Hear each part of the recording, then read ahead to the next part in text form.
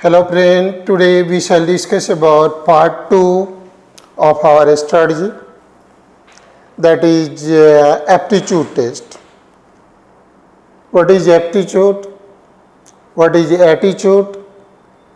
And what should be aptitude and attitude of the civil services aspirants?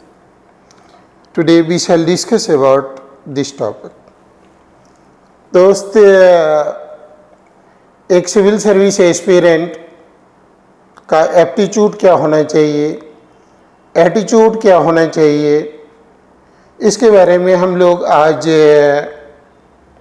थोड़ा detail में discussion करेंगे और साथ ही साथ यह भी डिस्कशन करेंगे कि यूपीएससी हर एक स्टेज में एप्टीट्यूड और एंड एटीट्यूड टेस्ट कंडक्ट करती है। जैसे प्रीलिम्स में आप देखेंगे GS first paper and GS second paper, that is known as CSAT, civil services aptitude test. उसी तरह आप सेकेंड स्टेज मेन में आएंगे, जनरल स्टडी फोर्थ पेपर में आपको पढ़ना होगा एथिक्स, इंटीग्रिटी एंड एप्टीट्यूड, नीतिशास्त्र, सत्यनिष्ठा एवं अभिरुचि। इंटरव्यू थर्ड स्टेज, जिसे हम इंटरव्यू कहते हैं, साक्षात्कार कहते हैं, पर्सनालिटी टेस्ट कहते हैं, व्यक्तित्व परीक्षण कहते हैं, वाइवा कहते हैं, एप्टीट्यूड टेस्ट कहते हैं। तो तीनों स्टेज में यूपीएससी आपका एप्टीट्यूड टेस्ट कंडक्ट कर रही है। तो एप्टीट्यूड क्या है, इसके बारे में हम लोग समझेंगे। एप्टीट्यूड, इसे हिंदी में हम लोग बोलते हैं अभिरुचि। एप्टीट्यूड आपके नॉलेज को दिखाता है, आपके एबिलिटी को दिखाता है, आपके कैपेबिलिटी को दिखाता है, किसी समस्या का आप कैसे समाधान करते हैं, या आपकी बौद्धिक क्षमता को दिखाता है कि ऑर्गेनाइजेशन को आप कैसे मैनेज करेंगे। वह एबिलिटी, वह क्षमता, वह कैपेबिलिटी आप में है या नहीं है। जहाँ तक एटीट्यूड है, एटीट्यूड आपका साइकोलॉजिकल प्रोसेस है,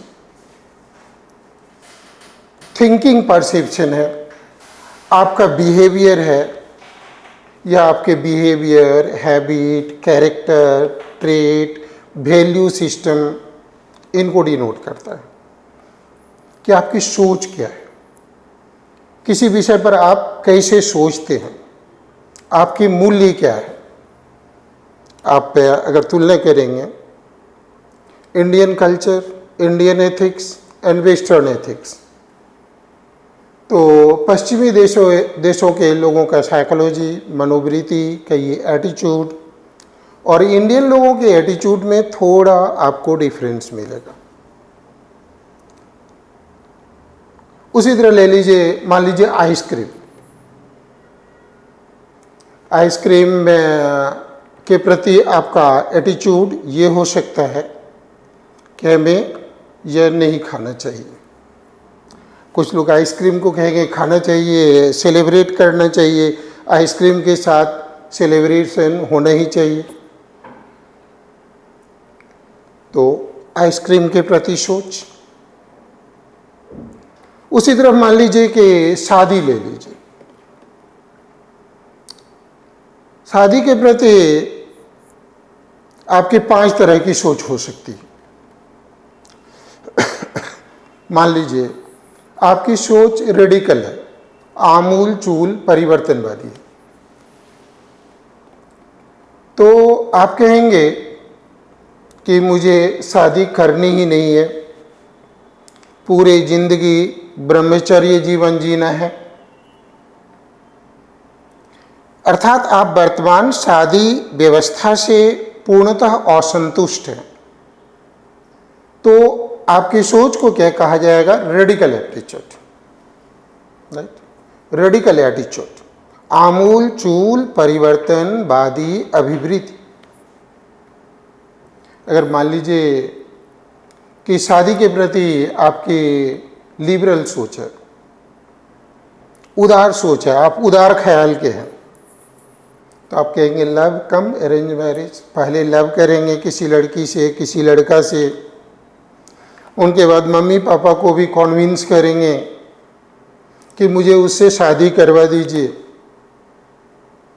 तो आपका ये क्या है? उदारवादी सोच है, लिबरल एटीट्यूड है। अगर शादी के संदर्भ में आप कहते हैं कि जहां मम्मी पापा कह दे वहीं मैं शादी करूंगा या करूंगी, अर्थात आप यथास्थिति का समर्थन करते हैं, स्टेटस को यथास्थिति का समर्थन करते हैं, तो आपका सोच क्या है? कंजर्वेटिव। जो कंजर्वेटिव पीपल होता है वह प्रायः प्रिविलेज क्लास का होता है, विशिष्ट वर्ग होता है, समाज में उसकी विशेषाधिकार होती है। और इस तरह के व्यक्ति प्रायः जो है कि कंजर्वेटिव होते हैं, जो यथास्थिति को मेंटेन कर करके रखना चाहते हैं। जैसे कि आपने कहा कि जहां मम्मी पापा शादी करवा देंगे मैं वहीं शादी करूंगा। आपने कहा कि जहां मम्मी पापा शादी करवा देंगे मैं वहीं शादी करूंगी। इनका मतलब आप यथास्थिति को बना करके रखना चाहते हैं। आपकी कंजर्वेटिव सोच है, रूढ़िवादी सोच है। मान लीजिए कि आप कहते हैं कि हमारे समय में बाल विवाह चलता था, लड़के लड़कियों की शादी 13-14 साल में हो जाती थी, और आप उसी सिस्टम को जस्टिफाई करते हैं। जैसे हमारी दादी जी, दादाजी, नाना जी, नानी जी, ये लोग बोलते हैं कि मेरे समय में शादी तो 14-15 साल में हो जाता था, लड़कियां यहाँ तक घूंघट लेकर के रहती थी, बड़े बुजुर्ग के सामने तो जाती ही नहीं थी, बहुत ही शर्मीली थी। और आज की लड़कियां तो उदंड है, घूंघट ही नहीं लेती है, बड़े बुजुर्ग से परहेज नहीं करती है। ये तो घोर कलयुग आ गया है। और आप अगर उस व्यवस्था को जस्टिफाई करते हैं, आप अपना self imagine golden era, if you want to bring your self imagine golden era, then you are reactionary, प्रतिक्रियावादी है। आपकी एटीट्यूड प्रतिक्रियावादी है। अगर आप कहते हैं कि लड़का लड़की फिजिकली एंड मेंटली स्वस्थ हो, शारीरिक एवं मानसिक दृष्टिकोण से स्वस्थ हो, अपने पैर पर खड़ा हो, तब शादी होनी चाहिए, तो आपका दृष्टिकोण क्या है? साइंटिफिक है, वैज्ञानिक दृष्टिकोण है। तो एक सिविल सर्विसेज एस्पिरेंट का दृष्टिकोण जो होना चाहिए वह वैज्ञानिक होना चाहिए, साइंटिफिक होना चाहिए एंड लिबरल, उदारवादी होना चाहिए। उसको ग्रेजुअल, पीसफुल, डेमोक्रेटिक चेंज में विश्वास करना चाहिए। उनका बेंट ऑफ माइंड साइंटिफिक होना चाहिए, वैज्ञानिक सोच होनी चाहिए। तो आप लोगों ने 2 टर्म का मतलब समझा। एप्टीट्यूड, एप्टीट्यूड मतलब आपकी एबिलिटी, आपकी कैपेबिलिटी, आपकी नॉलेज, आपकी क्षमता, आपकी मैनेजरियल कैपेसिटी, एडमिनिस्ट्रेटिव कैपेसिटी, ये नॉलेज पार्ट को ज़्यादा डिनोट करता है। एटीट्यूड आपके वैल्यू सिस्टम, आपके ट्रेट, आपके बिहेवियर, आपके कैरेक्टर, आपके लाइकिंग, आपके डिसलाइकिंग को डिनोट करता है। ये नेगेटिव हो सकता है, पॉजिटिव हो सकता है, इंडिफरेंट हो सकता है, सकारात्मक हो सकता है, नकारात्मक हो सकता है, उदासीन हो सकता है। और एटीट्यूड के बारे में मैंने क्या कहा? इनको 5 पार्ट में मैंने अभी बांट करके आपको बताया कि आपका रेडिकल हो सकता है।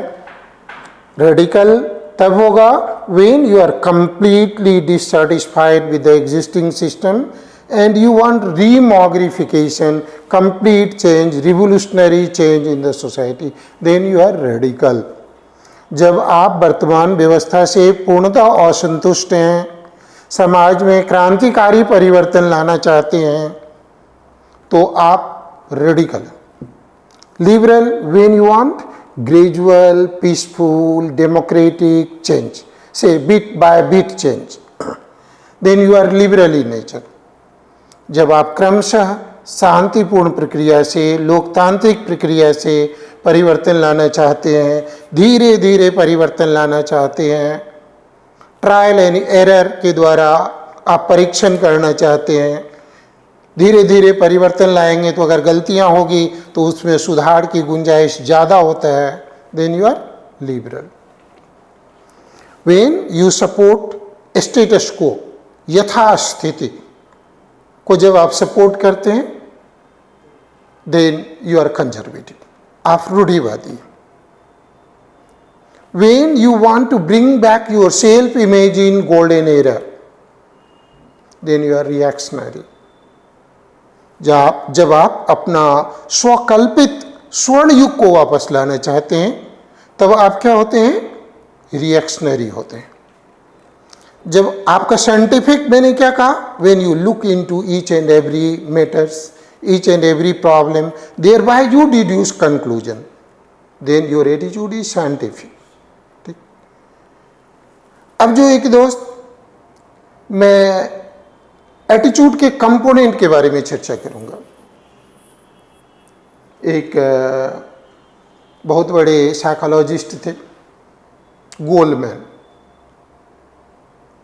उन्होंने एटीट्यूड के 3 कंपोनेंट्स के बारे में बोला, जिसको कहते हैं ABC। A stand for affective, भावनात्मक। B स्टैंड फॉर बिहेवियरल, व्यवहारात्मक। C स्टैंड फॉर कॉग्निटिव, संज्ञानात्मक। A affective, feeling. B behavioural, willing. C cognitive, knowing. 3 part है आपके एटीट्यूड का। इनको ऐसे समझो, तब ज़्यादा समझ में आएगा तुम्हारी लैंग्वेज में। अगर मान लो अभी अभी क्लासरूम में कैटरीना कैफ आ जाए, तो आपकी फीलिंग क्या होगी? Excited, right. बिहेवियरल क्या होगा? हैंडशेक करेंगे, सेल्फी लेंगे, बिहेवियरल एस्पेक्ट हो गया। नॉलेज क्या है? कि वो बहुत बड़ी सेलिब्रिटी है, ठीक है। लेकिन गोलमैन ने जो ये रूल दिया, ये यूनिवर्सल एप्लीकेबल नहीं है। मान लीजिए कि हमारे इंद्रदेव पागल है, तो ऐसे केस में कैटरीना कैफ आए, ऐश्वर्या राय आए, या कोई आए, कोई फर्क पड़ेगा? मान लीजिए कि हमारे इंद्रदेव 2-3 साल का बच्चा है, तो उसके ऊपर में ये सब बात का कोई फर्क पड़ेगा कि कौन सेलिब्रिटी है, कौन नहीं है? क्योंकि उनका कॉग्निटिव पार्ट डेवलप नहीं है, मेंटल पार्ट डेवलप नहीं है। तो यह जो ABC रूल लागू होता है, वह स्वस्थ मस्तिष्क के लोगों पर के लिए लागू होता है, ठीक है। अब जो कि नेक्स्ट एस्पेक्ट जो हम लोग डिस्कस करेंगे कि यूपीएससी हर एक स्टेज में, प्रीलिम्स, मेन, इंटरव्यू, तीनों स्टेज में एप्टीट्यूड टेस्ट क्यों कंडक्ट करती है, एटीट्यूड टेस्ट क्यों कंडक्ट करती है? वह यह जानना चाहती है कि कैंडिडेट में आईएएस, आईपीएस बनने की एबिलिटी है या नहीं है, उसमें क्षमता है, उस तरह की ट्रेट है, उस तरह की कैरेक्टर है, उस तरह की बिहेवियर है, उस तरह की वैल्यू सिस्टम है। जैसे कि मैंने कहा कि आईएएस पीपल का एटीट्यूड क्या होना चाहिए? Liberal and scientific. आप कैसे सोचते हैं? इंटरव्यू बोर्ड में 5 मेंबर होते हैं प्राय, एक चेयरपर्सन, 3 सब्जेक्ट एक्सपर्ट और एक सेक्रेटिस्ट। ये सेक्रेटिस्ट जो है कि आपका एटीट्यूड टेस्ट, आपका एटीट्यूड देखता है कि आपका एटीट्यूड क्या है। देखिए कि मैं आज तक 500 प्लस रिजल्ट दिया हूँ आईएएस और पीसीएस एग्जाम में, और हजारों स्टूडेंट का इंटरव्यू कंडक्ट करवाया हूँ। जब बच्चे इंटरव्यू दे करके आते हैं और मुझसे इंटरेक्ट करते हैं तो मैं उससे क्वेश्चन पूछता हूँ कि बोर्ड में क्या पूछा, बोर्ड में क्या पूछा, कैसे कैसे क्वेश्चन पूछा। तो इस क्वेश्चन का एक बहुत बड़ा लिस्ट मैंने तैयार किया है। यूपीएससी के मेंबर जैसे जैसे क्वेश्चन स्टूडेंट से पूछें, एक बहुत बड़ा लिस्ट तैयार किया और उनको मैंने 10 पार्ट्स में कैटेगराइज कर दिया, क्लासिफाई कर दिया कि एप्टीट्यूड से रिलेटेड क्वेश्चन जो होता है वह प्रायः यूपीएससी के मेंबर्स जो कैंडिडेट को पूछे हैं उनको 10 पार्ट में आप क्लासिफाई कर सकते हैं। पहला पार्ट जो होता है, यूपीएससी आपसे ये अपेक्षा करता है कि you should be bold and confident. आप बोल्ड रहें, कॉन्फिडेंट रहें। देखिए कि इस कॉन्टेक्स्ट में मैं अपने एक स्टूडेंट के क्वेश्चन का इलस्ट्रेशन देता हूं। उस स्टूडेंट से यूपीएससी का मेंबर ने पूछा कि आप कहीं के डीएम हैं, आप कहीं के एसपी हैं, हिंदू और मुस्लिम के बीच में सांप्रदायिक दंगा चल रही है, तो आप क्या करेंगे? You are an SP, you are a DM of particular district, communal diet is going on between Hindu and Muslim community, then what step you will take? ये क्वेश्चन पूछा गया। यूपीएससी ने उस स्टूडेंट को 2 ऑप्शन दिया। Option A कि curfew लगाएंगे, paramilitary force भेजेंगे, पुलिस फोर्स भेजेंगे, सिचुएशन को कंट्रोल करेंगे। ऑप्शन बी, दंगा प्रभावित क्षेत्र में जाएंगे, कारण जानने की कोशिश करेंगे, दोनों समुदाय के लीडर से मिलेंगे, बातचीत करेंगे, समस्या का शांतिपूर्वक समाधान करेंगे। Option B. तो मैंने अपने स्टूडेंट से पूछा कि तुमने क्या बोला? तो कहा कि मैं ऑप्शन बी बोला। मैंने कहा कि गलत। उन्होंने कहा क्यों?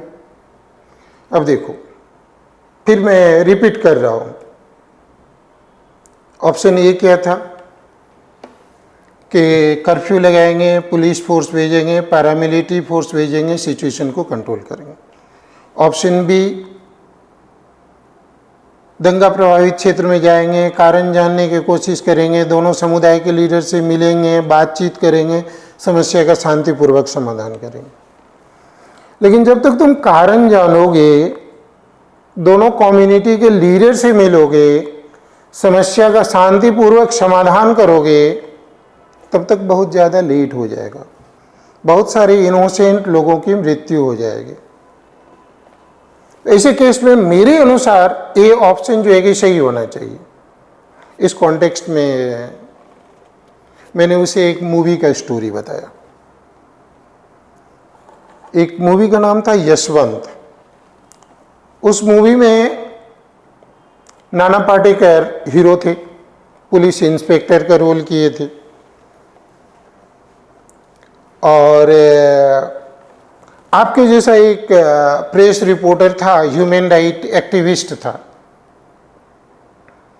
वह हमेशा नाना पाटेकर का क्रिटिसाइज करते थे कि बहुत ही स्ट्रिक्ट पुलिस इंस्पेक्टर है, क्रूएल है, ह्यूमन राइट का वायलेशन करता है, इंसान को इंसान नहीं समझता है, हमेशा वो लिखा करते थे। एक दिन क्या हुआ, उस प्रेस रिपोर्टर की कैमरा चोरी हो गई।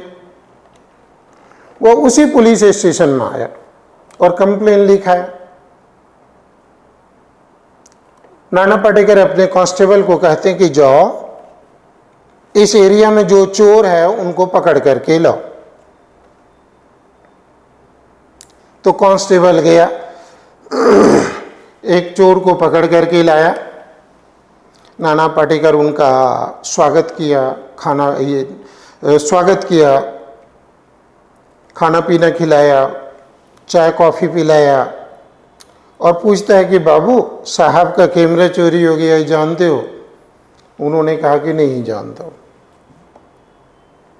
तब नाना पाटेकर ने उसके सामने दूसरे तरह की खातिरदारी की, उनको जबरदस्त डंडा लगाया। डंडा लगाया तो कहता कि उन्होंने कैमरा चोरी किया है, वहां रखा हुआ है, वहां रखा हुआ है। तो अगर आप क्रिमिनल एलिमेंट को, टेररिस्ट को, एंटी सोशल एलिमेंट जो इनोसेंट हिंदू और मुस्लिम को मार रहा है, उनको अगर आप बाबू बाबू कर करके समझाएंगे तो आपकी बात को मानेगा? वो तो और भी चौड़ा हो जाएगा। इसलिए आपका स्टेप क्या होना चाहिए? पहला स्टेप कि impose curfew, deploy paramilitary force, police force.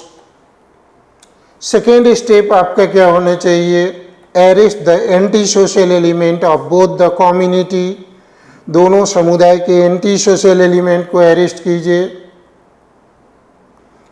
Third step होना चाहिए, जैसे ही आप एंटी सोशल एलिमेंट को अरेस्ट करेंगे, डंडा लगवाएंगे, उनका लीडर आएगा आपसे बातचीत करने के लिए। बातचीत ही अंतिम समाधान है, लेकिन ये थर्ड स्टेप में अगर आप उनके दरवाजा पर तुरंत बातचीत करने के लिए चले गए तो चौड़ा हो जाएगा, आपकी बात भी नहीं सुनेगा, हो सकता है आप पर गोली चलवा दे। लेकिन जब आप उनके चमचा बेलचा को अरेस्ट कर लेंगे, डंडा लगवाएंगे, तो वह आएगा और आपसे बातचीत करेगा, आपकी बात को सुनेगा भी। तो आपने कहाँ गलती किया? आप जो थर्ड स्टेप जो बातचीत का है उनको आपने पहले ला दिया। तो यूपीएससी मेंबर्स, कहिए कि साइक्रेटिस्ट जो है, वह यह समझेंगे he is good for IS, he may be good for IFS, he may be good for IRS, but he is not suitable for IPS। आप जो एक IS के लिए सुटेबल कैंडिडेट हैं, IFS के लिए सुटेबल हैं, IRS के लिए सुटेबल हैं, लेकिन IPS के लिए आप सुटेबल नहीं। तो दूसरा जो है क्वेश्चन, मेरे एक स्टूडेंट का नाम है विचित्र वीर, वो दिल्ली में अभी डीसीपी है, उससे एक क्वेश्चन पूछा गया था कि क्या आप गाय और अन्य दुधारू पशुओं की हत्या, स्लॉटर को बंद करना चाहते हैं या नहीं? Do you want to prohibit slaughter of cows and other milching animals? तो उन्होंने कहा यस। तो मैं उस स्टूडेंट से फिर इंटरेक्ट किया, मैंने कहा कि नो, तुम्हारा आंसर गलत है। We should not prohibit slaughter of cows and other milching animals। उन्होंने कहा क्यों सर? तो मैंने तर्क दिया। पहला कि देखिए कि केटल सर्वे 2005 के अनुसार केटल की पॉपुलेशन बढ़ रही है, गाय भैंस बकरा बकरी इनकी पॉपुलेशन बढ़ रही है, घट नहीं रही है। गाय भैंस बकरा बकरी कोई इंडेंजर्ड स्पेसीज नहीं है, जैसे टाइगर इंडेंजर्ड स्पेसीज है, तो हमारी गवर्नमेंट उनको प्रिजर्व करने के लिए, प्रोटेक्ट करने के लिए प्रोजेक्ट टाइगर स्टार्ट की। राइनो इंडेंजर्ड स्पेसीज है, तो उनके प्रोटेक्शन के लिए प्रोजेक्ट राइनो स्टार्ट हुआ। गाय भैंस कोई इंडेंजर्ड स्पेसीज तो है नहीं। कि उनको हम प्रोहिबिट कर दें। अगर प्रोहिबिट कर देंगे तो सड़क पर गाय भैंस आ जाएगा, खेतों में आ जाएगा, खेत किसी का चर लेगा, उनकी रख रखाव अच्छी तरह से नहीं होगी। पॉइंट 1। फिर मैंने कहा कि देखो कि इंडिया वर्ल्ड का सबसे बड़ा बीफ का एक्सपोर्टर है। 20,120 करोड़ बीफ का एक्सपोर्ट होता है हमारे यहाँ से। उस पर लाखों लोगों का रोजगार जुड़ा हुआ है। अगर तुम स्लॉटर बंद कर दोगे तो लाखों लोग बेरोजगार हो जाएंगे। तीसरा पॉइंट मैंने कहा कि लेदर इंडस्ट्री फ्लॉप कर जाएगा। लेदर शूज कैसे बनेगा, लेदर वॉलेट कैसे बनेगा, लेदर बेल्ट कैसे बनेगा। तुम कहोगे कि प्लास्टिक का शूज बनाएंगे, रेक्सिन का बनाएंगे, कपड़ा का बनाएंगे। मैं कहूँगा सारा बनाओ, एक्सपोर्ट भी करो, हमारे यहाँ से बेरोजगारी कम हो। प्रोहिबिट मत करो। नेक्स्ट मैंने कहा कि डाइवर्सिटी ग्राउंड पर इंडिया एक डाइवर्सिफाइड कंट्री है। यहाँ के लोगों की फूड हैबिट अलग है, ड्रेस अलग है, लैंग्वेज भी अलग है। इंडिया को हम लोग क्या बोलते हैं, यूनिटी इन डाइवर्सिटी, अनेकता में एकता वाला देश है। देखो कि कर्नाटका केरला के लोग जो कि बीफ खाते हैं, नॉर्थ ईस्ट इंडिया के लोग पॉर्क खाते हैं, जम्मू कश्मीर के लोग कॉ स्लॉटर करते हैं। किसी का लैंग्वेज अलग है, फूड हैबिट अलग है, ड्रेस अलग है। आज तुम कहोगे कि ये मत खाओ, कल कहोगे कि ये मत पहनो, परसों कहेंगे ये मत बोलो।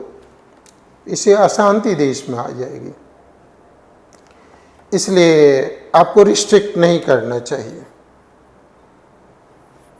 फिर जो कि नेक्स्ट ग्राउंड जो है कि आप रिलीजियस ग्राउंड को ले लें।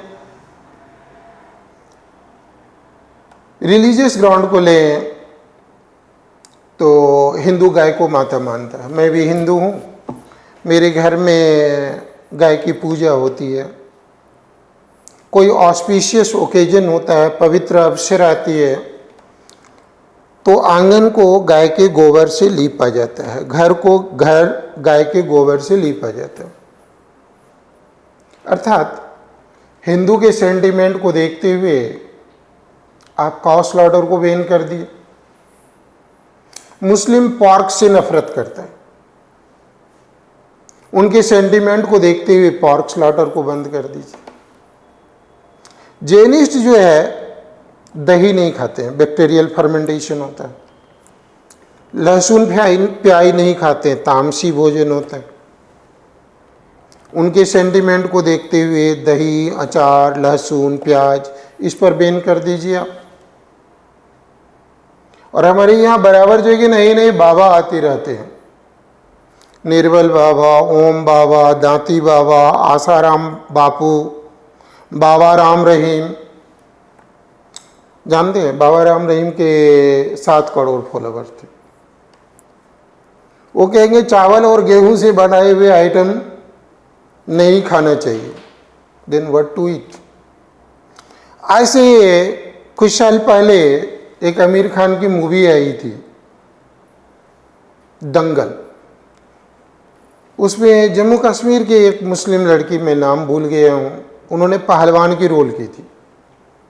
तो वहाँ पर फतवा जारी हो गया कि कोई मुस्लिम लड़की डांस, म्यूजिक, ऑर्केस्ट्रा पार्टी में नहीं भाग लेगी।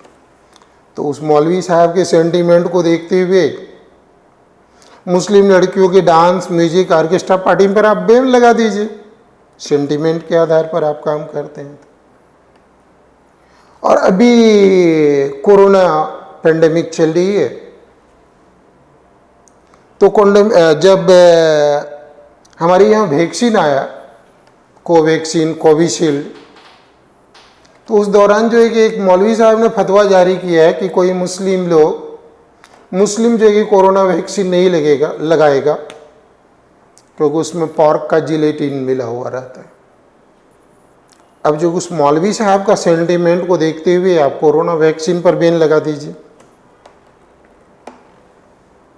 कोई पंडित जी जो है कि एक फतवा जारी करेंगे कि सारा हिंदू लड़के घर के चार दीवारी के अंदर घूंघट के नीचे रहे, क्योंकि अगर वो बाहर निकलेगी तो उनके हस्बैंड का पगड़ी उछल जाएगा या उनके माता पिता का पगड़ी उछल जाएगा, तो उसे बाहर नहीं जाने देना चाहिए।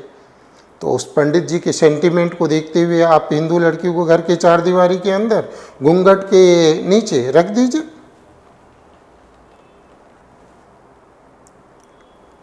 उसी तरह देखिए, लेकिन एक बात आपको ये भी सोचना होगा, इंडिया में 80% से ज़्यादा पॉपुलेशन हिंदुओं का है। सांप्रदायिक सौहार्द, शांति, ये सबको ध्यान में रखते हुए ऐसे कीजिए, बुजुड़ी को गांव शहर से अलग सुनसान में खुलवा दीजिए, वहाँ पर पुलिस प्रोटेक्शन रख दीजिए, एनवायरमेंट प्रोटेक्शन रख दीजिए, जिनको खाना होगा वहाँ से लाएगा और खाएगा। तो इससे जो है कि हम पोंगा पंडित मुल्ला मौलवियों के आगे झुके भी नहीं। केटल पॉपुलेशन कंट्रोल हो गया, लेदर इंडस्ट्री चलती रही, बीफ इंडस्ट्री चलती रही, डाइवर्सिटी का रिस्पेक्ट कर दिए। तो इसे आप जो है कि साइंटिफिक एटीट्यूड कह सकते हैं,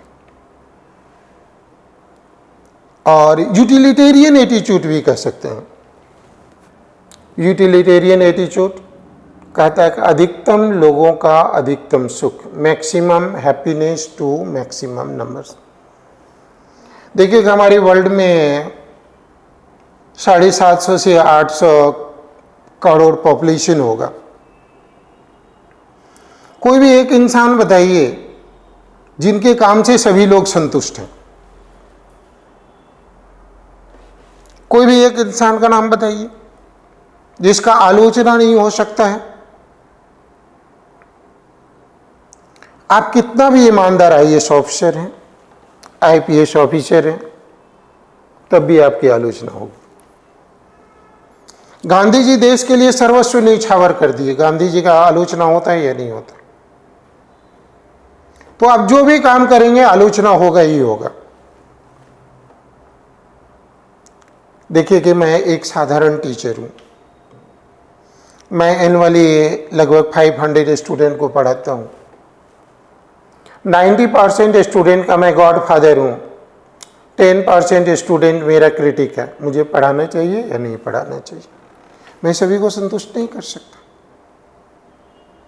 तो आपका अप्रोच यूटिलिटेरियन होना चाहिए, that is maximum happiness to maximum number, अधिकतम लोगों का अधिकतम सुख। साथ ही अन्य लोगों का अधिकारों की रक्षा किया जाना चाहिए, लेकिन आप सभी को संतुष्ट नहीं कर सकते। नेक्स्ट कैटेगरी में जो अपने स्टूडेंट से सीखा, इंटरव्यूअर्स क्या चाहते हैं सिविल सर्वेंट से। वो चाहते हैं कि आपका अप्रोच डेमोक्रेटिक हो, डिक्टेटोरियल नहीं। डेमोक्रेटिक मतलब ब्यूरोक्रेटिक न्यूट्रलिटी। किसी की भी सरकार हो जिसको जनता ने चुनी है, आपको उसके अनुरूप काम करना है। चाहे बीजेपी की गवर्नमेंट हो, कांग्रेस की गवर्नमेंट हो, जिनकी भी गवर्नमेंट हो, जिनको जनता ने चुनी है उनको सत्य निष्ठा से उनके पॉलिसी प्रोग्राम को आपको लागू करवाना है। आपका डेमोक्रेटिक एटीट्यूड होना चाहिए। और प्रो गवर्नमेंट, देखिए प्रो गवर्नमेंट आपकी एटीट्यूड क्यों होनी चाहिए? आप सिस्टम में हैं, आप सिस्टम के अगेंस्ट नहीं जा सकते। अभी आपको कोई सैल्यूट मारता है? जब आप IAS IPS बनेंगे तो बहुत सारे लोग आपको सैल्यूट मारेंगे। वो आपको सैल्यूट नहीं मारते हैं, उस पद को मारते हैं, उस डिजिग्नेशन को मारते हैं, उस पोस्ट को मारते हैं। वह पोस्ट आपको किसने दिया? भारत की संविधान ने, कानून ने, सरकार ने। यूनिफॉर्म किसने दी? सरकार ने। बॉडीगार्ड कौन देगी? सरकार। सैलरी कौन देगी? सरकार। गाड़ी बंगला कौन दी? सरकार। यूनिफॉर्म कौन दी? सरकार। Then your approach should be pro government, सरकार समर्थक अप्रोच होना चाहिए। आप जिस थाली में खाते हैं उस थाली में छेद नहीं कर सकते। अगर सरकार के पॉलिसी से आप असंतुष्ट हैं तो छोड़ दीजिए, चुनाव लड़िए, आप सरकार बना लीजिए। आपको कौन मना किया है सरकार बनाने से? आप जो कि सरकार बना लीजिए। नेक्स्ट एस्पेक्ट जो आपसे अपेक्षा करता है यूपीएससी का, आपका अप्रोच जो है कि रियलिस्ट होना चाहिए, यथार्थवादी होना चाहिए, आइडियलिस्ट नहीं होना चाहिए, यथार्थवादी होना चाहिए। देखिए, इंटरनेशनल रिलेशन में एक बहुत ही फेमस कोटेशन है, no one is permanent friend and foe in the international relation, only national interest prevails. अंतर्राष्ट्रीय राजनीति में कोई परमानेंट दोस्त नहीं होता, कोई परमानेंट दुश्मन नहीं होता, राष्ट्रीय हित सर्वोपरि होती है। एक और भी quotation, diplomats are send abroad to tell और lie on behalf of their mother country. कूटनीतिज्ञों को दूसरे देश भेजा जाता है कि वह अपने देश के लिए झूठ बोल सके, अपने राष्ट्रीय हित को बढ़ावा दे सके। आपका अप्रोच रियलिस्ट होना चाहिए, यथार्थवादी होना चाहिए। जैसे देखिए, कोल्ड वार के दौरान इंडिया का झुकाव यूएसएसआर की तरफ था। जब 1991 में यूएसएसआर डिसइंटीग्रेट हुआ तो इंडिया का झुकाव वेस्टर्न कंट्री की ओर हो गया। चाइना जो है कि एक सुपर पावर के रूप में इमर्ज कर रहा है, इंडिया की सिक्योरिटी के लिए खतरा है, तो ऐसे केस में इंडिया रशिया पर डिपेंडेंट नहीं रह सकता। रशिया इनकी आवश्यकता की पूर्ति नहीं कर सकता, तो ऐसे केस में इंडिया अमेरिका की तरफ झुका डिफेंस प्रोक्योरमेंट के लिए,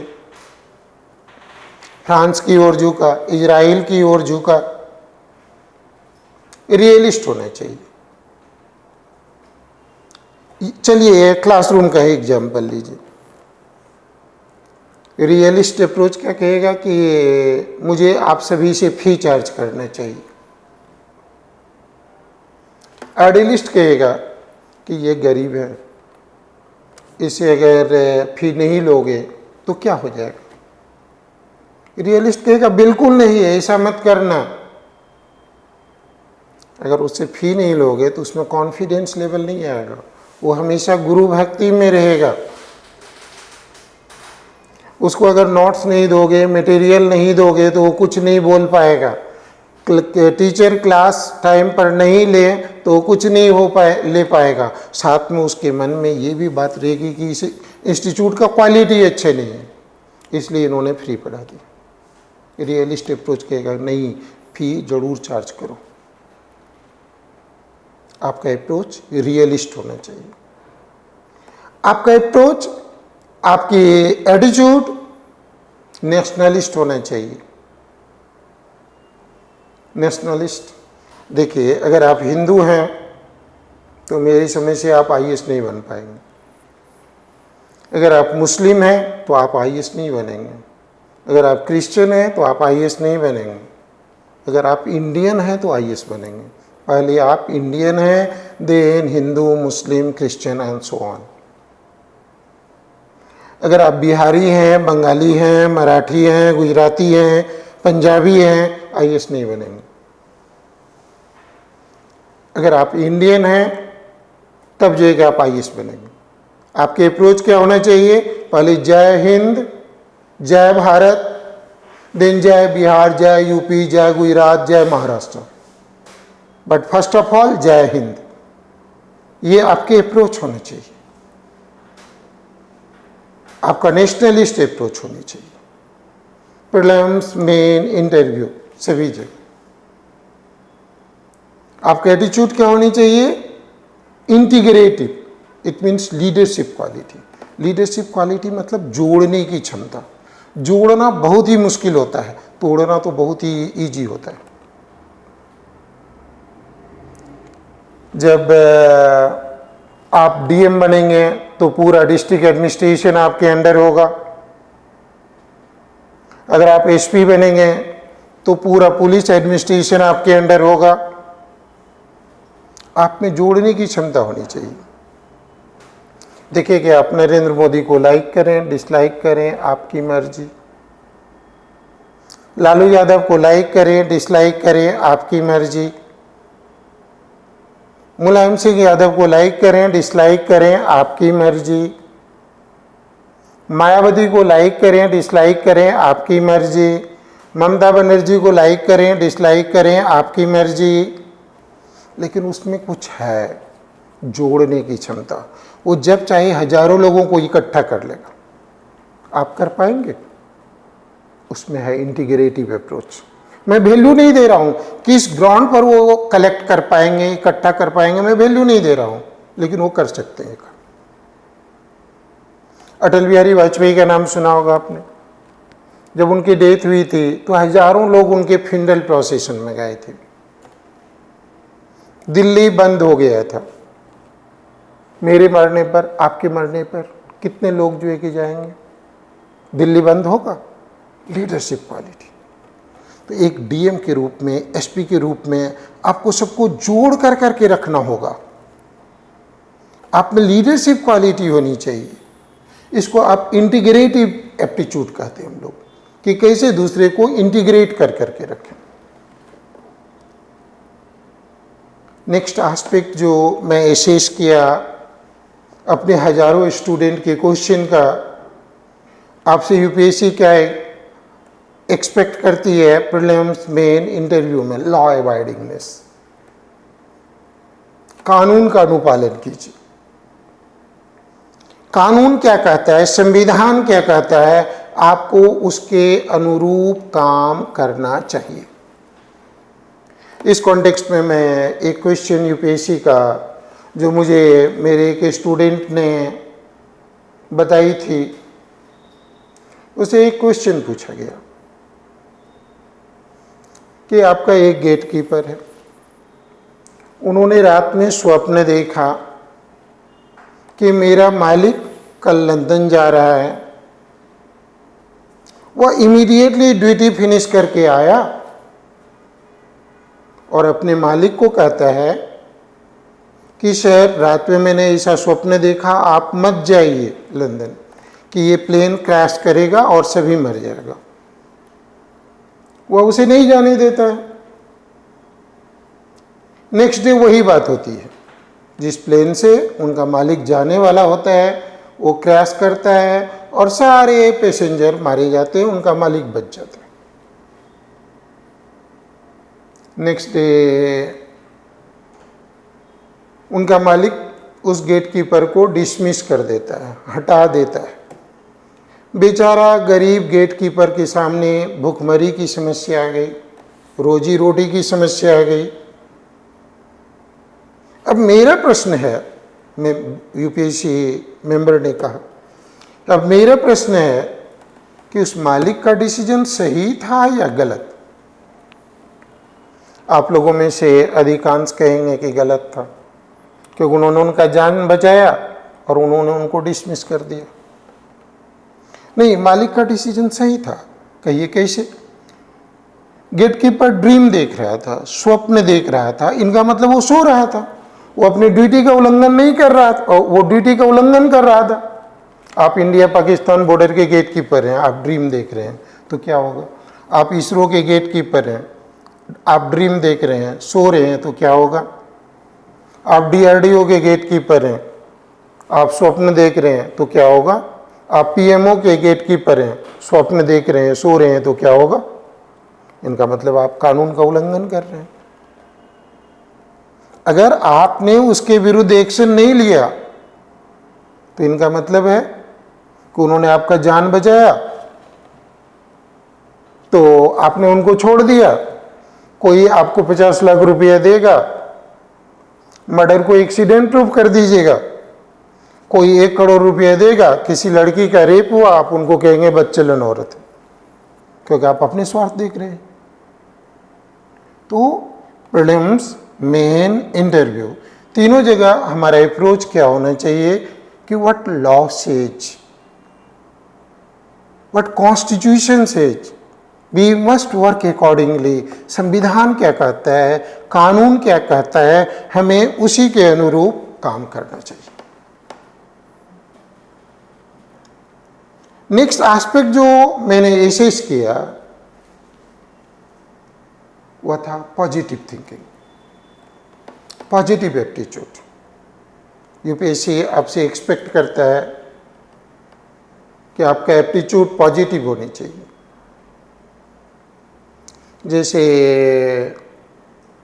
आप लोग जानते होंगे शिव खेड़ा को, बहुत बड़े नॉवलिस्ट हैं, उन्होंने बुक लिखा था यू कैन विन। उन्होंने कहा कि आधा गिलास पानी है, कोई कहेगा आधा भरा है, कोई कहेगा आधा खाली है, दोनों सही है। अगर आपने पहले भरा साइड को देखा तो आपका एप्टीट्यूड पॉजिटिव है। आपने अगर खाली साइड को पहले देखा तो आपका एप्टीट्यूड नेगेटिव है। आपने अगर ऐसा देख लिया कि आधा पानी से भरा है, आधा गैस से भरा है, पूरा भरा हुआ है, तो हाईली पॉजिटिव एप्टीट्यूड। आपका एप्टीट्यूड, आपका एटीट्यूड पॉजिटिव होनी चाहिए, सकारात्मक सोच होनी चाहिए। देखिए, मैंने आपको कोई हार्म किया है, आपने मेरा कोई हार्म किया है, तो मैं आपके बारे में क्यों सोचूं कि आप गलत इंसान हैं? आप मेरे बारे में क्यों सोचें कि मैं गलत इंसान हूं, जबकि हम लोग एक दूसरे का कोई हार्म नहीं किए हैं। तो जब भी किसी से भी मिलें तो आपकी सोच यही होनी चाहिए कि बहुत अच्छा इंसान है, he like my brother, he like my friend, he is very gentle person, he is very nice people, because you don't have any evidence, proof, witness to say that this person is wrong. तो आपकी सोच positive होनी चाहिए। इस context में मेरे एक student ने बताई थी कि उससे क्वेश्चन पूछा गया है। वह क्वेश्चन था कि एक लड़की है, वह नंगी खड़ी है, आप क्या करेंगे? सॉरी, उस लड़की से ये पूछा कि एक लड़का है वो नंगा खड़ा है, तो आप क्या करेंगे? तो उस लड़की ने, जब मैं भी इंटरव्यू के टाइम में इस तरह की क्वेश्चन पूछता हूँ कि एक लड़की है नंगी खड़ी है तो आप क्या करेंगे, लड़कों से मैं ऐसा क्वेश्चन पूछता हूँ। लड़कियों से मैं ये क्वेश्चन पूछता हूँ कि एक लड़का है नंगा खड़ा है, तुम क्या करोगे?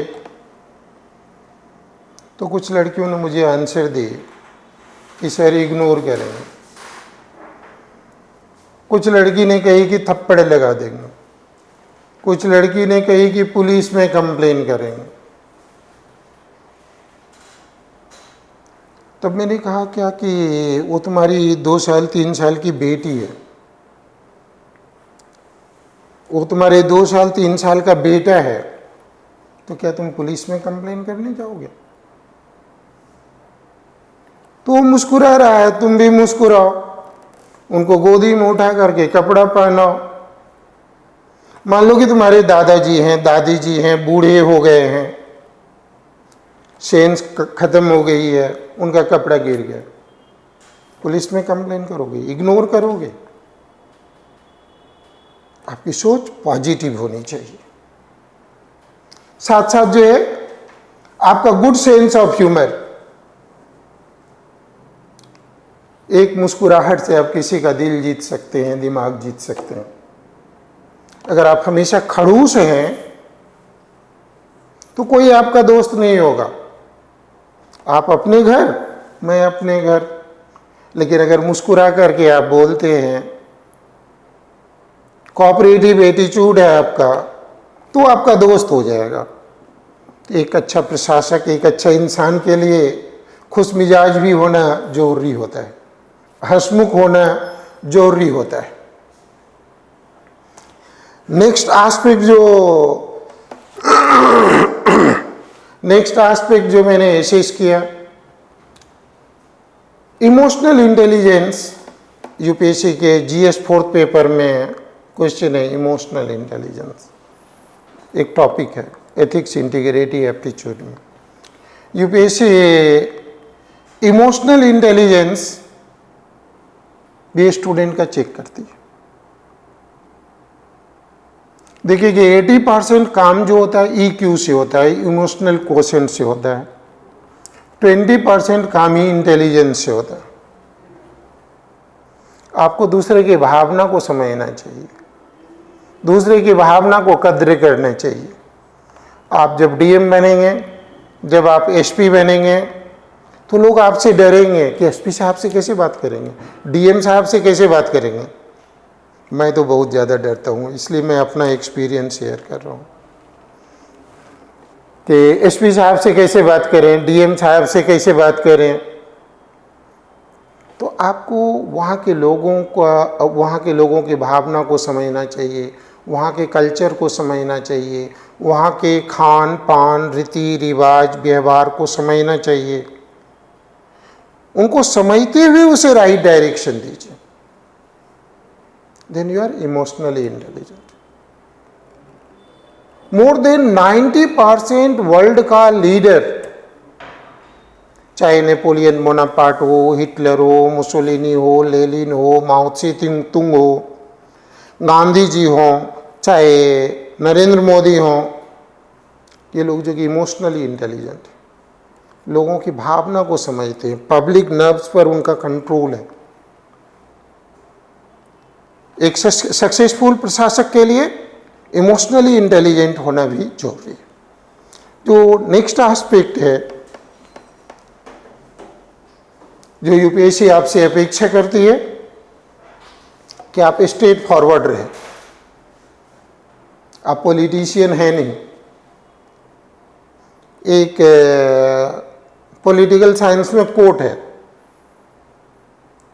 कि if diplomat says yes he means perhaps, if he says perhaps he means no, and if he says no then he not a diplomat. अगर डिप्लोमेट यस बोलता है तो इनका मतलब क्या होता है, परहैप्स। अगर वो हाँ बोलता है तो इनका मतलब होता है शायद। अगर वो शायद बोलता है तो इनका मतलब होता है नो। अगर वह नो बोलता है तो डिप्लोमेट नहीं है, तो क्या है, आईएएस है। आईएएस का फुल फॉर्म क्या होता है, not Indian administrative service. IAS का फुल फॉर्म होता है I am sorry, straight forward.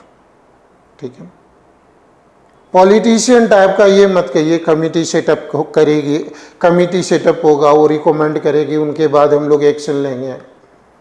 कानून अपना काम कर रही है, कल आइए देखेंगे, ये नहीं, स्ट्रेट फॉरवर्ड एटीट्यूड होना चाहिए। देखिए कि अगर आप 100% क्वेश्चन का आंसर सुपरफिशियली देते हैं, सुपरफिशियली मतलब कि क्वेश्चन पूछा गया, कुछ आंसर दे दिए, तू शेर तो मैं सवा शेर, तू खान तो मैं शेर खान, तुम बोला तो मैं नहीं बोलूंगा, आपको 50 मार्क्स भी नहीं आएगा। अगर 70% टाइम में आप कहते हैं I don't know, I don't know, I don't know, 30% effective answer देते हैं, तो संभावना है कि आपको 180 मार्क्स भी मिल जाए आउट ऑफ 275। अपने 70% टाइम कहा गया I don't know, I don't know, I don't know, वो ये नहीं समझेंगे कि ये कितना बड़ा मूर्ख है। वो सोचेंगे क्या कि ये कितना ईमानदार है, जानता है तो अच्छा से आंसर देता, नहीं तो नहीं देता आंसर। स्ट्रेट फॉरवर्ड है।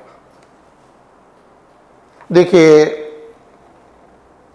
जब मैं क्लास में पढ़ाता हूँ, मैं 99% श्योर होता हूँ कि इस प्रश्न का आंसर ये है, लेकिन फिर भी मैं अपने स्टूडेंट को बोल देता हूँ कि नहीं मैं नहीं जानता हूँ, कल पढ़ करके तुम्हें पढ़ा दूंगा।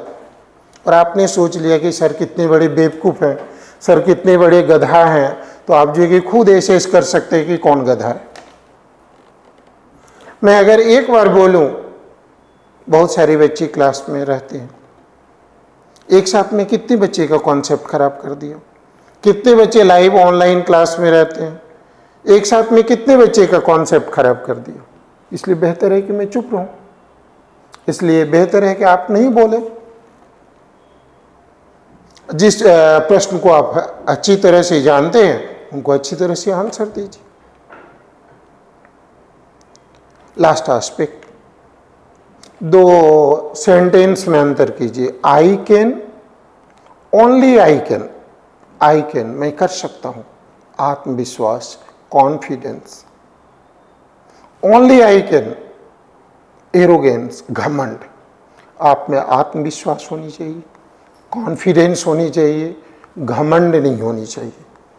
तो ये सारे बिंदुओं को अगर आप ध्यान में रखेंगे तो ये आपको प्रीलिम्स में, मेन में, इंटरव्यू में, सभी जगह मदद करेगा, प्रैक्टिकल लाइफ में मदद करेगा। और नेक्स्ट पार्ट में हम लोग जीएस के डिफरेंट सेक्शन के बारे में चर्चा करना स्टार्ट करेंगे। Thank you.